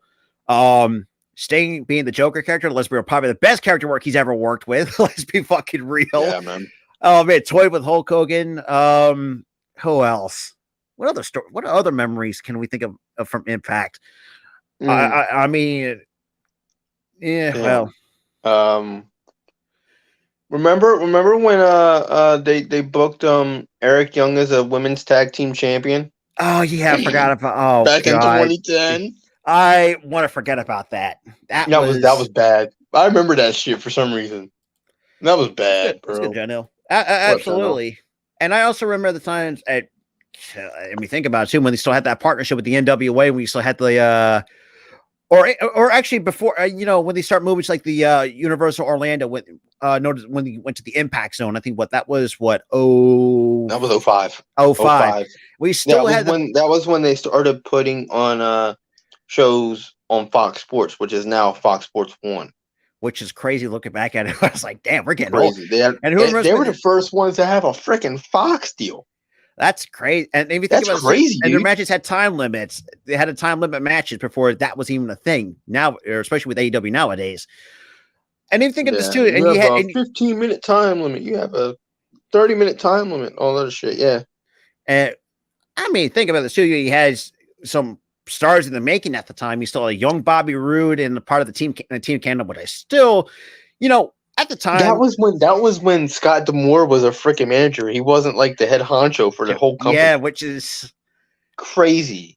The fact that he had a Canadian flag on a hockey stick. It's like, I was like, I was just shaking my head. And then every time Jim Cornette would diss Team Jim Canada, Cornette, who does not? And he disbanded Team Canada, and then freaking Scott D'Amore lost his shit. Oh yeah, that was part of that was like one episode where he actually had to hold a talent meeting dead square in the middle of the ring. In the arena talent meeting. I remember that. And I think he also went over the controversial finish of the King of the Mountain match, and I remember that clearly. Remember the reverse battle royal? Yeah, I forgot where about it all started outside the ring, and they have to get in the ring, and then it's like, yeah, and then only then they would throw out the like. What the? What? I say, what sense does that make? What convoluted shit's that? And then now they're doing it. Then they're doing another thing too. It's like the 8-4-2 match, whatever the fuck they're calling it now. Whatever it is. Or 8-4-1. It's like an 8-man battle royal. Then it's a fatal 4-way, and then whoever wins the fatal 4-way wins the match. Or no, it's no, it's 8-man battle royal. They cut it down to 4. This is happening against all odds for Impact. 8-man battle royal. 4 have to get thrown out. Then it's a fatal 4-way. Whoever wins the fatal 4-way wins the damn title. I'm like, this is convoluted. It's like, how are you going to have people follow that? It's like to me, but then again, to me, I'm like, it's not as bad as a reverse battle royal. Oh boy. And also think of this too. If you look at the from TNA in the past, I mean, you got guys. I mean, when Jeff Hardy first broke in, Sting. I mean, let's be at the I think it was like what, late 40s, early 50s. Let's be phenomenal. You know what, Damien? I have to. I have to give you that. I'll give you that. AEW last week, Double or Nothing was they were in. WWE was kind of in. Impact's pay-per-view was really, really good. I do agree with that. That is true. Oh yeah, don't mention that again. Yeah, trust me. Do not mention WWE ECW ever again. Do not be like me. Don't put yourself through that. Because let's be real, I had to put myself. Why did you do that? I had no fucking clue. Why were you so bored. Why the hell were you thinking? I'm bored. I'm gonna go through. I was just scrolling. I was just scrolling. This is Rob. I'm gonna go through Peacock. Let's see. Ooh, ECW from 2006. Let me watch this. Why? Hey, your guess is good. Why did you subject yourself to that torture? But it's like, I have no idea. But if you look at it, and it's crazy too. Look at the impact though over the years. I mean, you still had Sting and look, still, I gotta give Sting a lot of fucking credit though. Still operating at a very high level and is pushing it into 60s, which is fucking nuts. Man, stepping off of fucking shit now. He's Jeff fucking Hardy. I mean, Jeff Hardy at the time, as well. Tomko, who remembers Tomko? Who remember? I think he's. They try to rehash the whole thing with the whole Tomko Christian shit from 2003. That really didn't work out. They try to rehash that shit. A young Lance Archer or Lance Hoyt at the time. I think people tend to forget Lance Archer was also supposed to Impact in the mid 2000s. When he was in that shitty ass freaking Rockhead gimmick. Yeah, that's what I'm saying. I'm glad he ditched that shit. And also, you also had a young Rhino over there as well. At the time, Frankie Kazarian when he actually had hair. Dude, I remember. Speaking of WWE ECW, I remember when they first did it, right, and he was still with Impact, and WWE had asked him if he wanted to join that. He said no. Impact was like, you know what? All right. I want you to completely shoot on WWE and ECW. Oh yeah, I forgot about And that. he did that shit. And he took the original title, threw it in the trash, and burnt that shit. And Afakazi, yeah, that is true. If it weren't for Hogan and Bischoff, and Oh yeah, if it wasn't for Hogan, and Bischoff. and that's another thing too that I forgot too. They pushed their yeah, guys. they were putting over fucking Kevin Nash and Scott Hall, who was a drunk at that time, and he couldn't even wrestle, and they weren't even getting over. And trust me, I really like the setup too from of the Impact Zone, like two entrance tunnels on both ends of the arena. Oh man, that was just the good old. They had planted fans. It was that bad. That's they couldn't even fill seats, so they had to fill seats with fake people, fans. That's sad. That is like that's what sad happened as hell. to what happened to Impact? They had to get paid. They had to get paid actors, right? Paid actors to be fans. Yeah, the Nasty Boys. Yeah, I forgot about those two. I mean, when the Nasty Boys had that freaking random ass run in 2010 too. Ugh, why? Yeah, I think tires. Wait, I'm fine, dude. I'm fine. Oh, you're good, dude. But yeah, they had that random ass run in 2010. Sucked because they were way past their prime. Yeah, way fucking past their prime. If you think about this too, and this is at the time too. Like, if you look at Impact in 05, that's when even the height of the X division was actually they had some really good talent in the X division. I mean, you saw, like I said, Frankie Kazarian when he had, I think it was who else? Honestly, Damien, in the beginning, it wasn't terrible, but it started going downhill after 06. No, after they went PG. Yeah, right in the toilet. Yeah. And trust me, yes, they added Kelly as a fucking stripper on television. That was the only bad part. Because in every episode, there was a break in the action. It was this fucking Kelly stripping all the freaking time. I'm not kidding. Jesus Christ. So it's like, I'm thinking to myself, man, oh boy. And the fact that they still I'm like, if this was Attitude Era in 1999, it probably would have worked. But this is 2006. It doesn't work. Yeah, no, it really doesn't. And also think of this too. It's just like, and I mean, the only one that, these decent talent, I will have to admit, Kevin Thorne with Ariel. Dude, you were crushing hard on Ariel. Dude, Ariel was it's too fucking fine. Let's be fucking real here. He's too fucking fine. I'll be fucking. But I think she'd be the second finest behind Rhea Ripley, in my honest opinion. So I'm sorry, nobody can talk. Nah, Rhea Ripley, she's up there, bro. She's up there. She's my number one, obviously. All right. No, here's how I would think you would rank it, right? You have Rhea Ripley at the top. Gigi's creeping up. Gigi's getting up there. And then you have freaking Ariel's my top 3. But you know what? There's a trend. There's a trend there. Hey, gotta love the Gothic women, dude. That's exactly the trend you're going with. Hey, Gothic chicks, get it done, man. But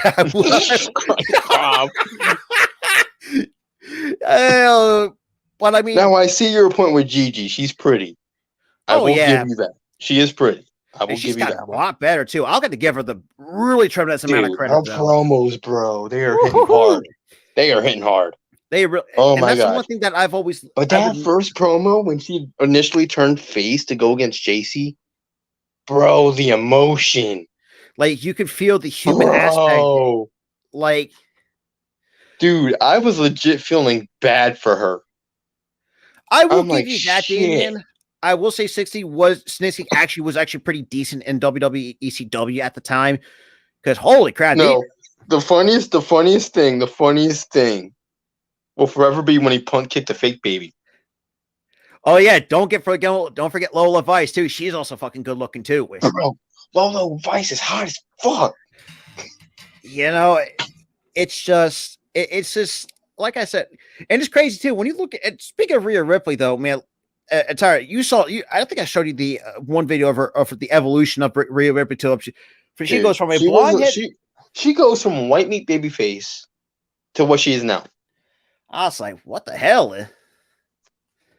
I'm like, that is some great character development. Let's be real. even though when I first saw her in the Mae Young Classic, the babyface thing didn't sit well with me because for me, she kind of gives me a person that she would be great, fantastic as a heel. Yeah, exactly, Raph. She's whoa. Exactly, bro. Lola. You know what? There's another woman I think you could throw in there. Tiffany Stratton. I will give her that. Honestly, and the right and the right She's choice. All right looking. I don't. But I will say they did actually. She's a star though. She's a star. Oh, fan! Oh, great choice. Let's be real, overdue as an NXT Women's Champion. As much as I love, no disrespect to Roxanne, but it's been way overdue for her. Oh yeah, Lola Vice can throw fucking hands, bro. She is a former MMA fighter. She can throw fucking hands, bro. But I think overall, though, and it's crazy too. You know how much some of these stars and some of these wrestlers that come on, both in the men's and women's division. Gigi, Gigi's actually grown a lot. Yeah. And Mitar actually talked about, we did had our gripes with her a little bit in some areas. I'm like, for me, it was the promos. That was me. I'm like, she can't cut a promo that well. I don't know about this. And she got better. I'm like, she can cut promos. She's improved. I think another person I think is up there too in terms of fixing the promos, Tiffany Stratton.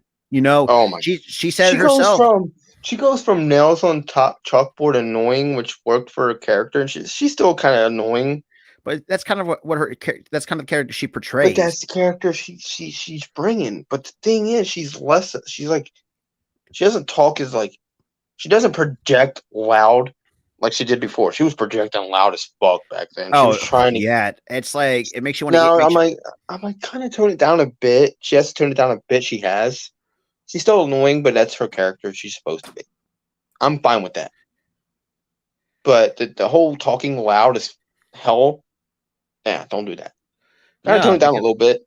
You're fine, promo wise, but just tone it down a bit. She's toned it down a lot, which I love. I'm 50-50 on that. I think sometimes Nikita Lyons, she tries to overdo it a little bit too much. Then I would like just let it be, just be natural. That's just where her. She just be. Yeah, she tries to do too much, and she does too much. I think the reason why she's over is because people think she's hot. Oh, well, that ain't wrong. That's the only reason why. The only reason why, because people think she's hot. Which come on, I do agree. You have a thick blondie? Come on, man. Dude, I agree. She's gorgeous. But that can't be the only reason why she needs to get over in wrestling. Like, oh, she's pretty, so she should get over. That should not be the case half the time.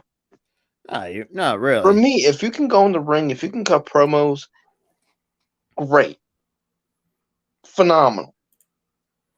And plus, the only reason why she also got over was the fucking pin thing she does, the whole split pin. Which, again, I get it, but still. She should get over with her wrestling ability and her promos, and she's not doing it well She's not there yet. The promos, if you hear her promos, my God, dude, they're bad. They're bad. They're terrible. They're bad. I can't get behind somebody with bad promos. Like, we can't buy it to what she's selling is basically what we're saying. Because if you can't sell a good promo, like how are we going to get invested into that? And if that's true, Damian Triple H, what the hell were you doing? Thinking about doing that? And he would love to be being. I think that's what I think John Ellsworth being like any guy out there. Yeah, dude. Every guy after every pin attempt that she has done with the whole split pin thing, every guy, without hesitation, me next. Like, oh yeah, it does. I think another one who's actually made leaps and bounds though in NXT, Corey Jade, for a little bit, in my honest opinion, she has done a lot of leaps. Yeah, the whole skateboarding babyface thing, kind of cringe. Yeah, but the heel run. I hated how they executed it in the beginning. Her just winning the tag titles, but then immediately turning on her tag partner, who they had just won the tag team titles with. Like, yeah. I'm like, I would have waited a little bit until they dropped the titles. I would probably have them a short reign, have them defend the belts, and next week have them drop the belts, and then the turn happens. But I would still turn Cora heel. Oh yeah, but her heel run now though, she's such money. She's hey, if you give me a mixed tag match, give me her and Braun Breaker as a heel power couple. Let those two run the fucking NXT. Oh, even bro, could you imagine? Exactly. That would be They're money. a real life couple. They're both heels. That could work. Oh, absolutely. You know, I mean, I think they could be the next Miz and Maurice. Yeah, I will have to get behind that. They could be the next. Dude, that's money. That's money, dude. I think there's another one. I would say, you know, that's getting close to taking a leap. I feel like that would hurt somebody because it's like you're not looking at the person. Plus, too, it's going to landing directly on the chest really hard. And that's the thing too. Like we saw and I mean, if anybody did that, that would hurt. Oh, I'm not saying that because she's thicker or anything, but it's just if anybody did that shit, that would probably break somebody's chest. Oh, absolutely, absolutely.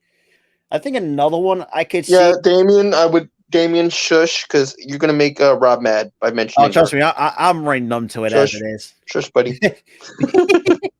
I'm playing, but yeah, Lola, oh boy, I cannot wait. Who was another one that I wish she did not tear her ACL? That was Ruka. What the fuck?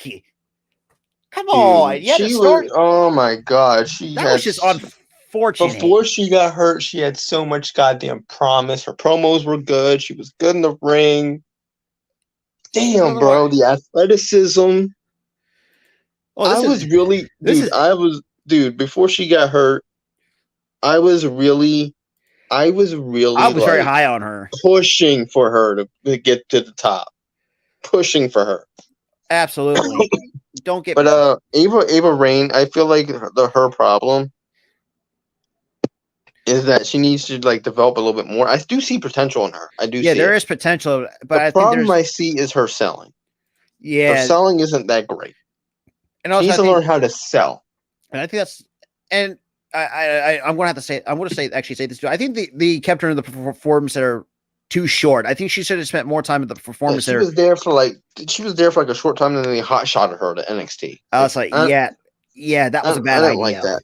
I think it was a bad idea too. I think she needs to go back to the performance center, train a bit more, keep her on TV as the whole valet for Schism. Even though she does creep me the fuck out a little bit, so that's besides. That's good.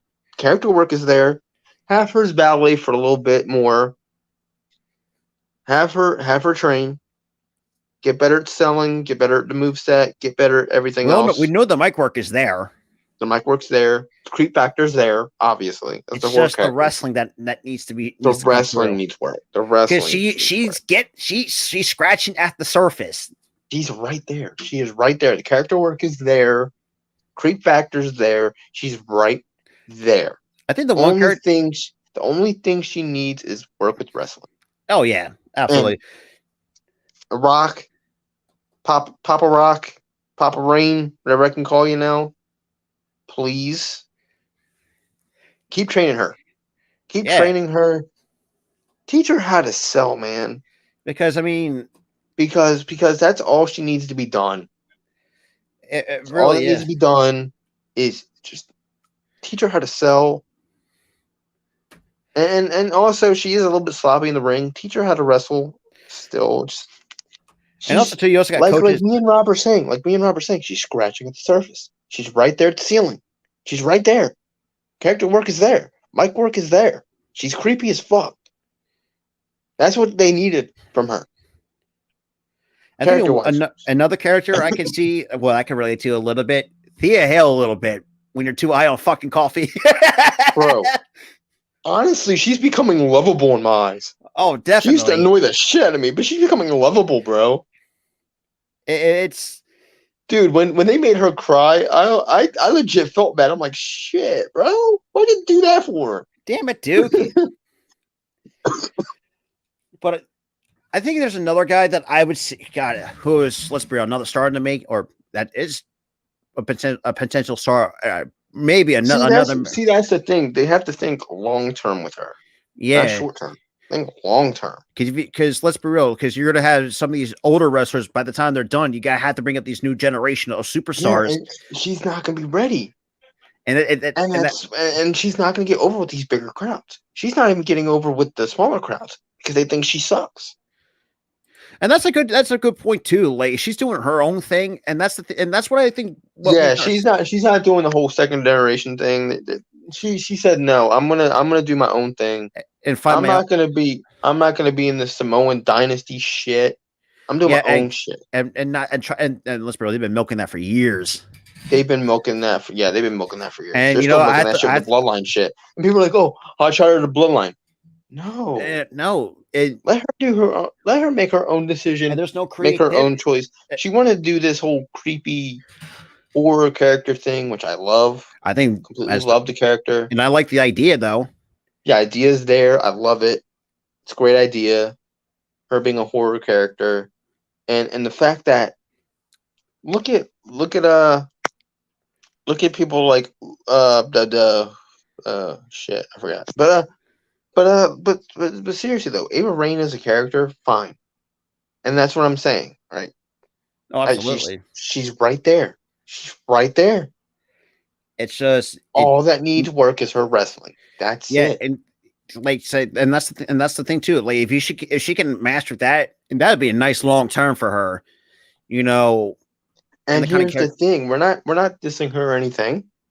We love Ava Raine. She's great.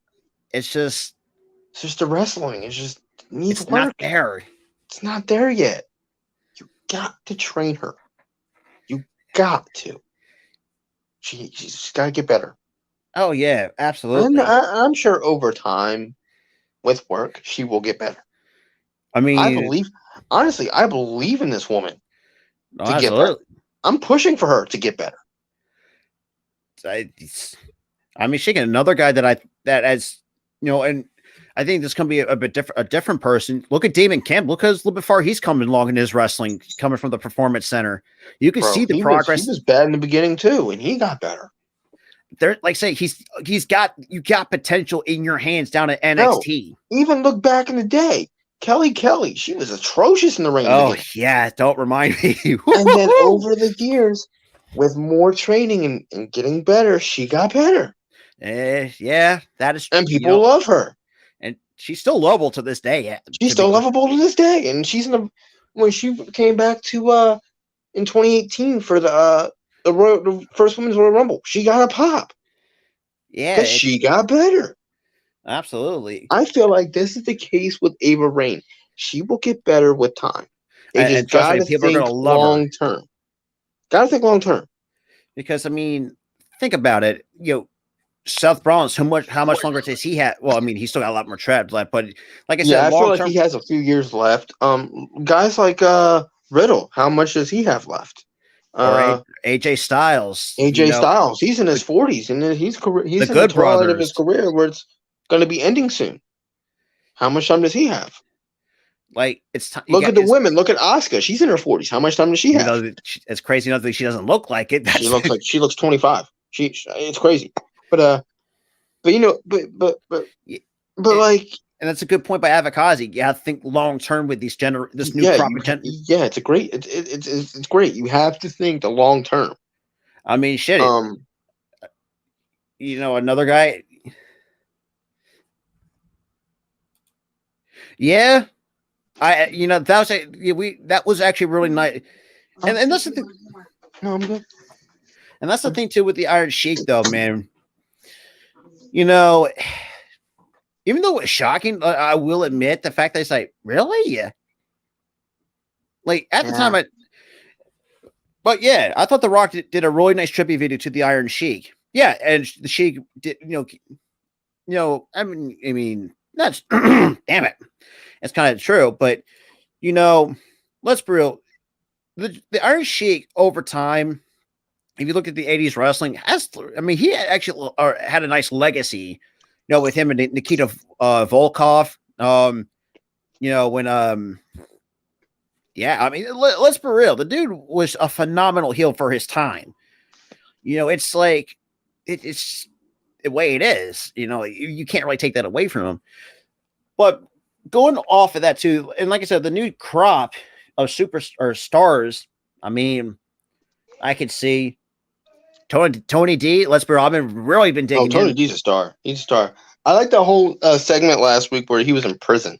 Oh yeah, I thought that was actually really good. That was really good. I knew it was. Yeah. The cheesy factor's still there, and it's something that I have been like. You've been nitpicking for, but that shit was actually badass as hell. And being in prison. And the one match, oh my god! If Seth Rollins accepts, oh man, Braun Breaker and Seth Rollins for the World Heavyweight Championship, sign me up. Yo, dude, I was hoping that he would get called up and that match would happen. Not on NXT though. And speaking of which, and that's actually the one of the another. Actually, let me go back because that was the last one article, the last topic I actually wanted that was talking about. And this is obviously from WrestlingNews.co. So it goes on to say Seth Rollins and WWE NXT return is part of Nick Khan's strategy for the brand. So it looks like Nick Khan is trying to help NXT grow, basically. Well, let's be real, coming right. After oh boy, you if you know, you know. So over the last year, the WWE has used main roster stars and NXT to work with younger stars, wrestlers such as AJ Styles, The Miz, Dolph Ziggler, Johnny Gargano, R-Truth, which I did not know that. So that's news to me. Yeah, R-Truth was there in the beginning of NXT 2.0. He was in like a little program to help. Even though he's just a lovable goof at this point, which is fantastic. I don't even think he's on TV anymore. Yeah, that is true. He's not on TV anymore. I mean, the fact he's actually 51 is very surprising. That is crazy to think about. But back to the topic because I got to eat. But yeah, and last week, Mustafa Ali and Baron Corbin, who, quite honest, I think this is going to be good. This is going to be good for Baron Corbin, try to get everything right back on track. Oh, for sure, bro. For sure. And Mustafa Ali, just stay down there. I think you really can kill it in NXT because I think there's no hate towards him, but it's just he knows how to put on good matches. I'll give him that. It's just like there's something not there with him. It's not there. His attitude. The reason why he's booked the way he's been booked is because of the Twitter shit. Yeah, that's that was stupid to begin with. He did something stupid. He won a stupid prize. Hey, look, or as people would say, if you fuck around, you'll find out the hard way. And he unfortunately, fucked around and found out. Oh man. But it also goes on to say the World Heavyweight Champion Seth Rollins is the latest start to do this as former NXT champion Braun Breaker challenged Rollins, the inaugural NXT champion, to make the return to the brand this past Tuesday for a match with them. I feel like they're going to test the waters with him against Seth because I feel like he's nearing a call up. Yeah, you can see how his character. I feel like because there's nothing else for him to do in NXT. Nothing. He pretty much done everything. He's done everything. He won the NXT title. He got over fans. And let's be real. Quality matches with everybody. And let's be real. Probably put on a really good match with Carmella Hayes for the NXT Championship. Not just one match. Two good matches. And that's another guy I can see could get the call very soon. Is Carmella Hayes. I'll give it a year before he gets called. Oh yeah, yeah. He's going to have this long run with the title, and then he's going to get called up. So it says, while speaking on Wrestling Observer Radio, Dave Meltzer pointed out that WWE President Nick Khan mentioned during one of his public talks a few weeks ago, this is part of an ongoing strategy to make NXT a third brand and not as a developmental system. And he goes on to say, they're doing this whole third brand shit again. Apparently so. I mean, just. I don't mind that didn't work the first time they did that. Yeah, and look how well that turned out badly. Because Vince took it over. And pretty much killed it from the first chance he gets. Because for me, I think you just leave it as a developmental system. Just leave it. That's what NXT has been. Minus that's what NXT was supposed to be for. Developing people. It was supposed to be the minor leagues, with the two main shows being the major leagues. Yeah, absolutely. That's what that was supposed to be. We're not going to do this whole third brand thing where guys don't want to leave NXT and all this other shit. Because no one looks at when they say NXT call up. We're not sitting there saying, "Oh, you got drafted from NXT to Raw or drafted." No, We say NXT call up because we see it for what it truly is. NXT is a developmental brand. It is not a third. It's not a third main brand. Mr. Damien, I'll get you on that one. Yeah, I'll get you on that. I get you for that one too. But he shouldn't have done for what he should have done. First of all, that he should have talked. He should have talked to Vince face to face. At least come like compromise, like, and like work something out, because that's what you want to do. That's like common sense 101. If you don't like if you're still like if this is a TV show, so talk to Vince about a story idea, a character idea. Because it's like run ideas by your boss. And the thing is, and that's the thing too. It's like, let's be real. The dude is talented. I will not hold that against him. The guy has a lot of talent, and the crowd loves the crowd loves him. It's just like we said. It's the attitude, which pretty much what killed him, figuratively speaking. All you had to do was go to the Vince with or Triple H, ideas. Or Triple H in this case. Because if you can do that, but then again, though, yeah, do you really think Triple H is now running the show again? Vince is back. Yeah, that is true. Good point. So go to Vince, talk to Vince about shit. Don't tweet some shit about they're not using me right, all the shit. Yeah, you're right about that, but talk to your boss. And that's a good thing too by Damien too. Like Vince sometimes doesn't give a shit on some ideas that get pitched to him. Because we there's some ideas where he didn't give a shit about. You don't tweet your grievance about a job on Twitter. I think we also saw that with somebody else that's not in WWE. That was in a different company that did the exact same Red Velvet. That's who I was thinking of. It was not Red Velvet. No, wait a minute. It was not Red Velvet. It was goddamn. Who am I thinking of? It was goddamn Swerve, not Swerve. Big Swole. Big Swole. Yeah, that should. But that was a different story, though. That was her calling Tony Khan a racist. Yeah, that was kind of ugly. And that was ugly as hell. That whole ordeal. Because then Leo Rush got involved, and then he left the company, and I'm like, oh yeah. And we also heard about when Leo Rush talented wrestler, but sometimes can be known as a troublemaker. Which even WWE when he first came in, you seen like the old stars, when he was talking so much, I don't think was it talking so much shit, or it was starting shit with somebody, and some of these veterans were not having it with him. He was starting shit with somebody. He was getting a major push on Raw, and then after that, he was moved to NXT, and then his contract got balled out, and he left the company for AEW, started shit in AEW, and they were not having it.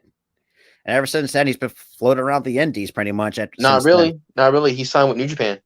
Oh, that's right. I forgot he did. I'm an idiot. He signed with New Japan, and he's been fine ever since there. He's been fine there.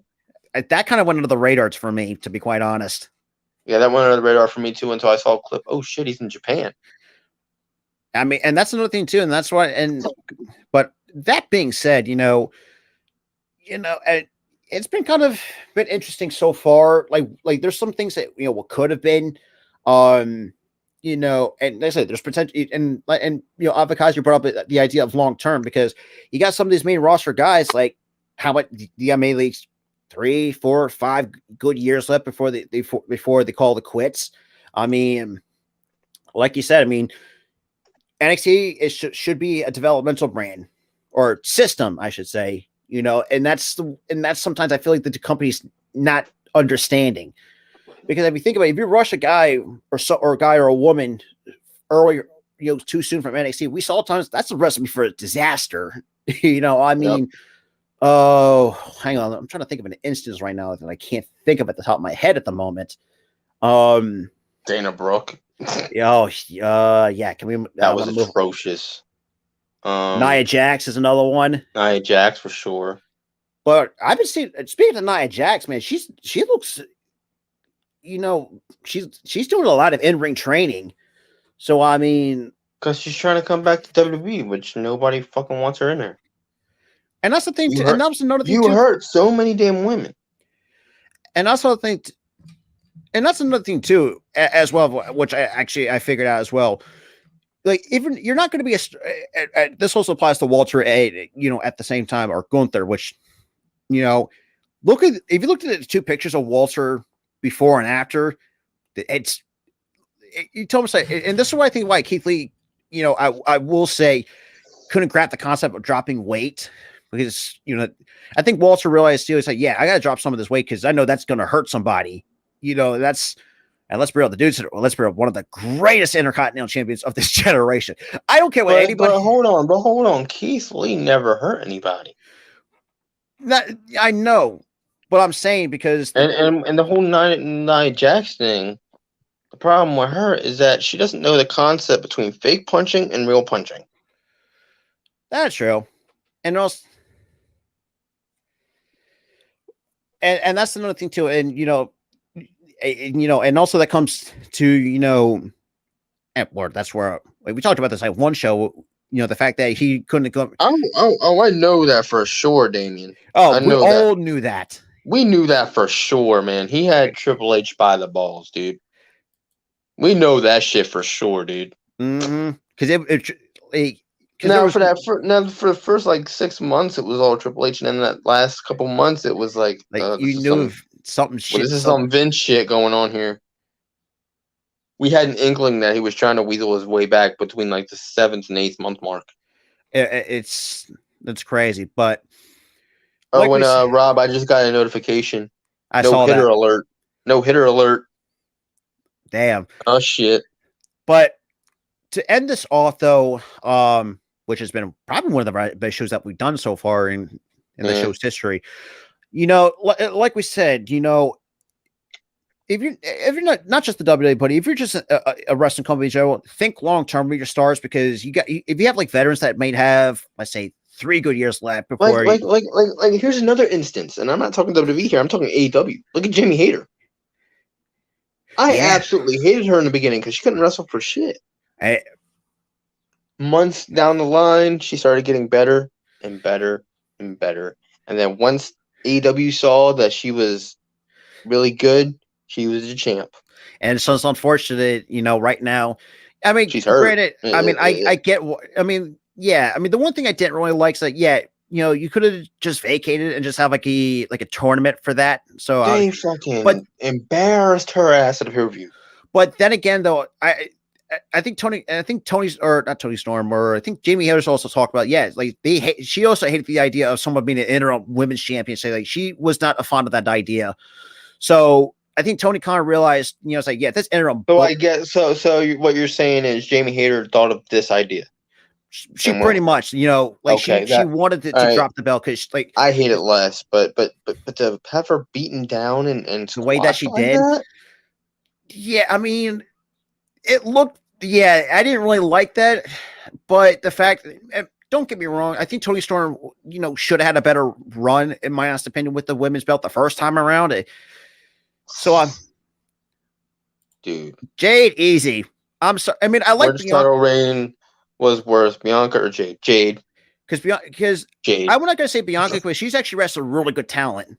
Bianca wrestled really good talent, and she's also a really good wrestler. Jade's not really a good wrestler. What's good, Earl? What up, Earl? What's up? But yeah, Jade really wasn't a good wrestler to begin with. She's still not a great wrestler. She's improved a little bit, but she isn't really great. Yeah, and that's why she's taking time out. Bianca, she's awesome. I mean, look, I know her reign was stale as shit, but she's wrestled. It's stale as shit, and she's on the wrong show. Wrestled it. Yeah, she's stale. It speaks for itself. But that's the thing. She's stale as shit, and she's on the wrong show. That is true. I hate that. That's just all I'm booking. Honestly, well, that is true. That I will say that. And let's be real. I do like this new look of Chris Statlander. You can't tell me otherwise. Yeah, she's ditched the whole alien thing, and she's even though looking back at that's cringy as fuck. I will admit that. Let's just boop everybody in the nose. I was like, What? but the fact, That got over for a little bit. I'm not gonna lie. it just wore out over time. Now, granted, yes, I mean it was unfortunate. Had to deal with 2 ACL tears, which was unfortunate. And the worst part is it was in both legs. At the same leg, for crying out loud. No, it wasn't. No, it wasn't the same leg. It was right, both legs. Both knees. That's just unfortunate. You can't. One year she busted up her one knee, the next year she busted up the other knee. Like, what the hell? Absolutely. Earl cannot wait. June 22nd is the return. Yeah, that is true. Yeah, I'm happy that my buddy's returning on the 22nd here. Obviously he had a rough time, and we're getting back to normal here, some normalcy. Mm-hmm. It's great. Can't be terrible than Liv's title. Oh my God, don't, Damien, dude, you ain't wrong. I initially loved it, and then over time, I'm like, dude, they're making her look so fucking weak. Like that's how. I don't think because for me, I don't think she was ready for. Because I feel like that title run was like a pity run. If I'm going to get it was basically just like, okay, you guys can shut up now about Liv. Yeah, and unfortunately, that was basically what that run was. Yeah, you can shut up now about her. That's what I'm saying. It's a pity run. Yeah, it was just pity. Then again, look at the rest of that women's Money in the Bank ladder match. Kind of. I would not mind we see too much of Becky Lynch. Who else wasn't? But I mean, wasn't Shotzi in that match? I think she was. I wouldn't have minded Shotzi. Yeah, and that's another one. I feel like Les Bro is getting screwed at the wazoo. She is getting freaking screwed, big time.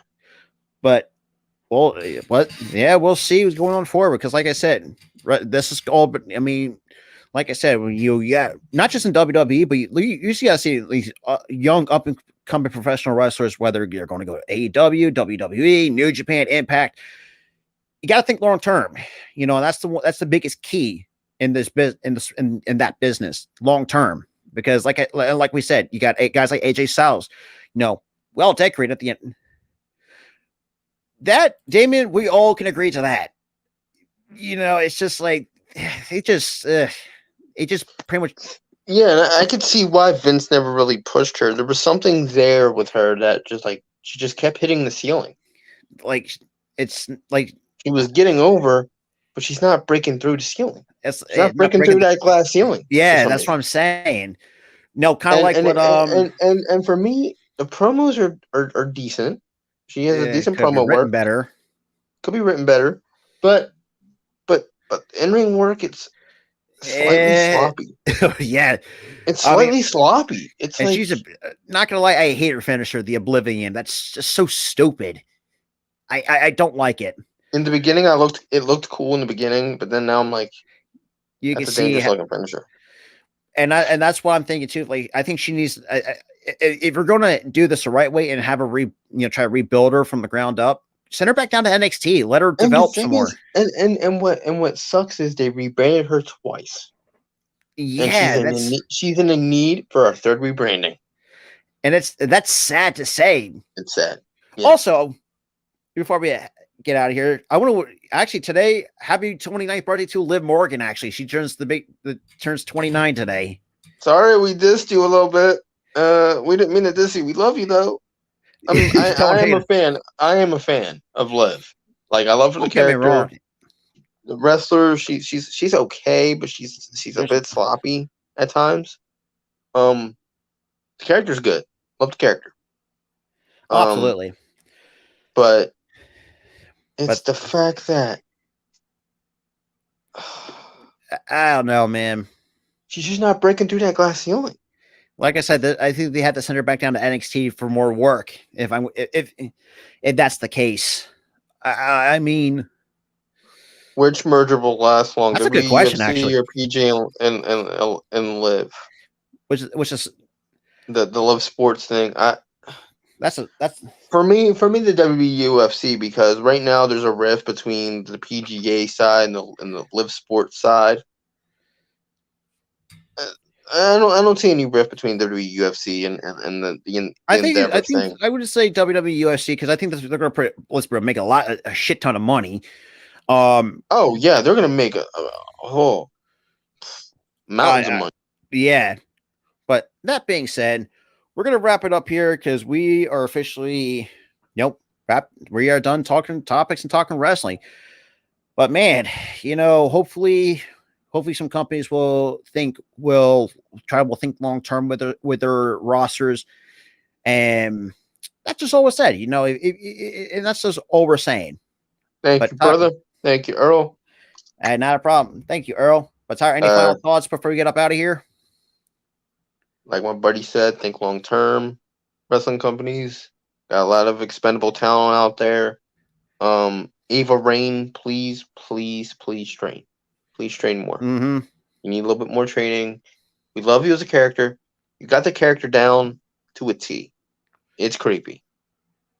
I mean, you're damn near every time you look at the camera menacingly, you damn near want to soil our pants. Mm-hmm. We're soiling ourselves. We are scared. They're gonna reach in our TVs and grab us and kill us. Yeah. But, yeah, that's right too. Before we get up, she had her baby. That's crazy. What the fuck? No, actually, no, she's not having her baby. She's having a baby. Congratulations to Alexa Bliss. Yeah, which is phenomenal to see. Phenomenal to see that. But the fact that we found out you didn't have to out your baby as an oops baby, though. Why'd you have to do that for? Damn. But I mean, but then again, who knows? Like, we don't know Alexa personally. Maybe they kept it, maybe it's like a personal thing. But it's not a personal thing. They posted it on Instagram. And it was like, oops, baby. They outed the baby. Oh man, then again, I think most expecting parents will do that anyway. So I mean, it's kind of most unexpecting parents that don't expect a kid. Yeah, they'll do that. Oh yeah, I mean it's you can't hold that against her. I was just playing around. I was just playing. I think we all are. I think she deserves the time to herself and with her husband Ryan. Yeah, we're glad that she's off TV for a bit. She was starting to get kind of stale too because they were trying to get her back to that old gimmick that she was trying to do. Yeah, that was oh boy, that was hopefully she's back to being a babyface and that shit's scrapped. Yeah, please. Yeah. That why would you do that? But we'll say like we specifically told you when she was in that character, this shit's stale. Rebrand her. And they did it, and now they're going back to what was stale in the first place. Why? I don't know, man. But that being said, this is going to conclude for the It's 28 Podcast, episode 44. Yep. And that being said, we'll see you guys later. Peace.